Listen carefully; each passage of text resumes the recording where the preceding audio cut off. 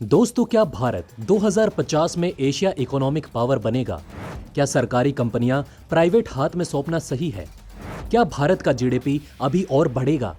दोस्तों, ऐसे ही कुछ बड़े और अहम सवालों के जवाब आज हम आपको इस वीडियो में देने वाले हैं। तो चलिए दोस्तों, वीडियो को बिना किसी देरी के शुरू करते हैं। 2019 में हाईएस्ट जीडीपी रेट अमेरिका का 21 लाख करोड़ डॉलर का था, यानी कि 15 लाख करोड़ रुपए। वहीं दोस्तों, हमारे पड़ोसी मुल्क चाइना की बात करें तो चाइना का जीडीपी था 10 करोड़ रुपए। क्या आपको ये पता है कि किसी भी देश को इकोनॉमिक पावर बने रहने के लिए हर साल ग्रोथ करना पड़ता है? द वर्ल्ड बैंक की इस रिपोर्ट के मुताबिक 2000 से 2016 के बीच इंडिया का जीडीपी रेट यूएसए से भी ज्यादा था। 2016 में तो हमने चाइना को भी पीछे छोड़ दिया था। तो दोस्तों, क्या इसका मतलब इंडिया अगला इकोनॉमिक सुपर पावर बनेगा? दोस्तों, अगला इकोनॉमिक सुपर पावर बनने के लिए इंडिया इस रेस में अकेला नहीं है। हमारे जस्ट पीछे वियतनाम और फिलीपींस जैसे देश भी हैं। आप खुद ही देख लो, 2019 में जब पूरी दुनिया का जीडीपी रेट डाउन था, तब वियतनाम ने 7.1% की जीडीपी रेट हासिल की और वो दुनिया का फास्टेस्ट ग्रोथ इकोनॉमिक्स बन गया। मैं बात करूं अगर फिलीपींस की, तो इसका ग्रोथ रेट इंडिया से भी ऊपर रहा। दोस्तों, आपको साथ ही साथ ये भी बताते चलें कि 2016 में 185 करोड़ रुपए कॉल सेंटर से ही कमा लिए। इसका मतलब उन्होंने अपना जीडीपी ग्रोथ कॉल सेंटर की मदद से किया। गूगल से मिले डेटा के अनुसार अपना ये एशिया 2030 तक 60% ग्लोबल का कंट्रीब्यूटर होगा। जाहिर सी बात है, इसमें इंडिया का भी बहुत बड़ा योगदान रहेगा। तो चलिए दोस्तों, आज की वीडियो में शुरुआत हम इंडिया से करेंगे। तो दोस्तों, जैसा कि आप लोगों को पता है, ब्रिटिशियन ने इंडिया को लगभग 200 साल लूटा और उसके बाद फिर कंगाल करके चला गया। यही कारण है कि आजादी के बाद हमारी जीडीपी बहुत ज्यादा पीछे थी। हमें देश को फिर से खड़ा करने के लिए दूसरे देशों से काफी कर्ज लेना पड़ा। लेकिन कब तक कर्ज लेकर हम देश को चलाते? इसलिए नेहरू साहब ने रशिया की इकोनॉमी से प्रभावित होकर अपने भारत को भी एक सोशल इकोनॉमी बना दिया। फिर 1990 के दौरान रशिया की इकोनॉमी औंधे मुंह नीचे गिरने लगी, जिसका असर हमारे देश पर भी पड़ा। क्योंकि जब हम ट्रेड के लिए रशिया पर बहुत ज्यादा निर्भर करते थे और ऊपर से कई देशों का हमारे ऊपर कर्जा भी था, उसको भी हम नहीं चुका पा रहे थे। फिर उन कर्जों को उतारने के लिए हमने इंटरनेशनल मार्केट यानी कि इंटरनेशनल मॉनेटरी फंड IMF से पूरे 3275 करोड़ रुपए का लोन लिया। लोन तो हमने ले लिया, लेकिन अब सवाल आता है कि हम IMF का कर्ज कैसे चुकाएंगे। लेकिन दोस्तों, तभी हमारे देश में एंट्री होती है फाइनेंस मिनिस्टर श्री मनमोहन सिंह जी की, जिन्होंने दूसरे देशों की इकोनॉमी को एनालाइज करके हमारे देश को भी सोशल इकोनॉमिक से ऊपर पहुंचा दिया। इसके साथ साथ कुछ रिफॉर्म भी लाए गए, जिससे टैक्स को कम कर दिया गया, मोनोपोलिक्स कम कर दिए गए और सबसे जरूरी बात, भारत को एग्रीकल्चर इकोनॉमी से सर्विस सेक्टर इकोनॉमी में कन्वर्ट कर दिया। दोस्तों, आपको तो ये बात पता होगी कि हमारा एग्रीकल्चर सेक्टर काफी मजबूत है। 1950 के दौरान भारत में 54% जीडीपी निर्भर था एग्रीकल्चर पर। 1990 के शिफ्ट के बाद एग्रीकल्चर जीडीपी पर 15.4% ही कंट्रीब्यूट करता था और दूसरी और सर्विसेज सेक्टर में इन कुछ ही सालों में इतना ग्रोथ हुआ कि इनका शेयर पहुंच गया 53.89%। पर इन्हीं 5 सालों में भारत की जीडीपी दुगनी तेजी से ग्रोथ करती गई। इसी ग्रोथ को और गति मिली 2014 में, जब नरेंद्र मोदी जी ने make in India campaign launch किया। इससे कई कंपनियों को भारत में मैन्युफैक्चरिंग करने का मौका मिला। अब दोस्तों, आप एप्पल को ही देख लो, जिसने चेन्नई में आईफोन बनाना शुरू कर दिया, क्योंकि भारत में बिजनेस करना अब आसान हो गया है। Ease of doing business report के मुताबिक जहां 2019 में भारत 100वें नंबर पर था, वहां से उछलकर भारत सीधा 68वें नंबर पर आ गया। दोस्तों, आपको ध्यान होगा, हमने बताया था आपको शुरुआत में ही कि 2016 में हमने चाइना को पीछे छोड़ दिया था।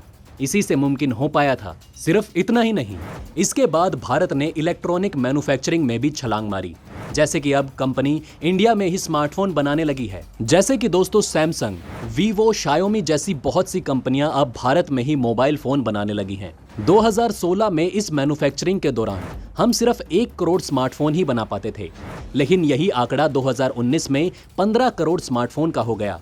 ये जो भी आपको आंकड़े बताए जा रहे हैं, ये आंकड़ा साल का था। अगर ऐसे ही सब कुछ चलता रहा तो ये आंकड़ों के अनुसार 2050 तक भारत यूएस की जीडीपी को भी पीछे छोड़ देगा और सेकंड पोजीशन पर आ जाएगा। ये सुनकर आपको कितना अच्छा लग रहा होगा, लेकिन आपको बता दें कि ये इतना आसान नहीं है। इंडिया के इकोनॉमिक पावर बनाने के पीछे कई कांटे भी हैं, जैसे करप्शन, इंफ्रास्ट्रक्चर की कमी, पॉलिटिकल प्रॉब्लम। ये सब इंडिया की ग्रोथ को रोक रहे हैं।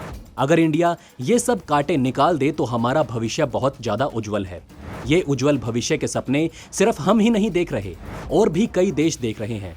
दोस्तों, क्या आपको पता है 1986 तक वियतनाम के प्राइवेट बिजनेस करना अलाउड नहीं था, लेकिन इन्हीं कुछ सालों में वहां 7 लाख से ज्यादा प्राइवेट बिजनेस रन कर रहे हैं। इसके लिए हमें वियतनाम के इतिहास की ओर बढ़ना होगा। दोस्तों, वियतनाम में चल रहे वॉर के दौरान ना उसके पास बिजली थी और ना खाने के लिए खाना था, और साथ ही उनकी इकोनॉमी का अलग ही बुरा हाल चल रहा था। इसलिए 1986 में तोई मोई इकोनॉमिक रिफॉर्म लॉन्च किया गया, जिसके तहत अब वहां की इकोनॉमी गवर्नमेंट के हाथों में नहीं थी। इससे वहां के लोगों को खुद का बिजनेस खोलने की आजादी मिली, और यही वजह है कि इनके देश को प्राइवेट बिजनेस करने की अपॉर्चुनिटी मिल गई। उसके बाद फिर क्या था, 30,000 से भी ज्यादा बिजनेस खुल गए, सरकारी कंपनियों को प्राइवेट टाइप किया गया, और खाली नाम के लिए गवर्नमेंट शेयर रखे गए, जिससे सर्विस बेहतर हो सके। 1990 में वियतनाम का पहला फॉरेन टैक्स इन्वेस्टमेंट लॉ पास किया गया, जिसके बाद कई फॉरेन कंपनी जैसे कि सैमसंग, नेस्ले, यूनिलीवर आदि कंपनियां इस देश में आ गई। कमाल की बात तो तब हो गई जब 2018 में वियतनाम ने चाइना को भी पीछे छोड़ दिया। अगर इसी स्पीड से वियतनाम दौड़ता रहा तो वो यूएस को भी पीछे छोड़ देगा। सब कुछ वहां पर सही चल रहा था, लेकिन इसी बीच दोस्तों वहां आ गई एक बहुत बड़ी दिक्कत, जो कि है वहां की फास्ट एजिंग पॉपुलेशन। यानी वहां का मैच्योरिटी पॉपुलेशन है लगभग 30 से 40 के बीच का, जो आने वाले कुछ सालों में ओल्ड एज में चला जाएगा, और फिर वो लोग काम नहीं कर पाएंगे, जो बढ़ती इकोनॉमी के लिए बहुत घातक साबित हो सकता है। इस मामले से बचने के लिए वियतनाम की मदद जापान भी कर रहा है, क्योंकि जापान भी खुद ही सेम प्रॉब्लम से गुजर रहा है।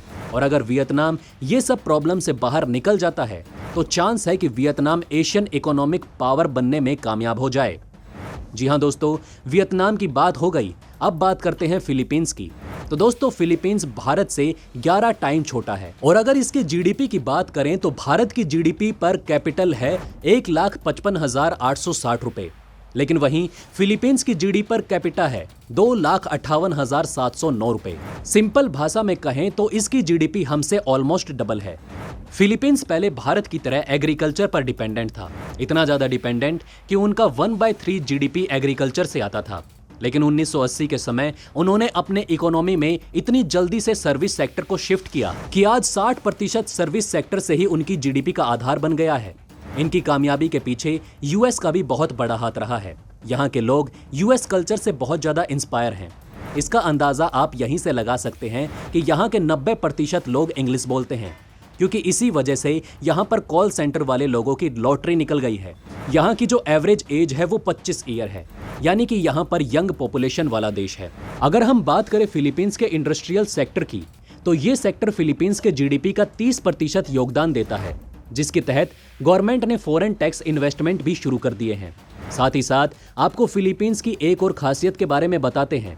जी हां दोस्तों, यहाँ पर रेमिटेंस, जिसका सिंपल मतलब होता है दूसरे देश में जाकर पैसा कमाओ और वो पैसा अपने देश में ले आओ। जो लोग फॉरेन कंपनी में कमाते हैं उसे कहते हैं रेमिटेंस, जो कि 2014 में foreign exchange remittance 20 lakh crore रुपए का हो गया था। फिलीपींस की जो सबसे बड़ी दिक्कत है वो है यहाँ की गरीबी।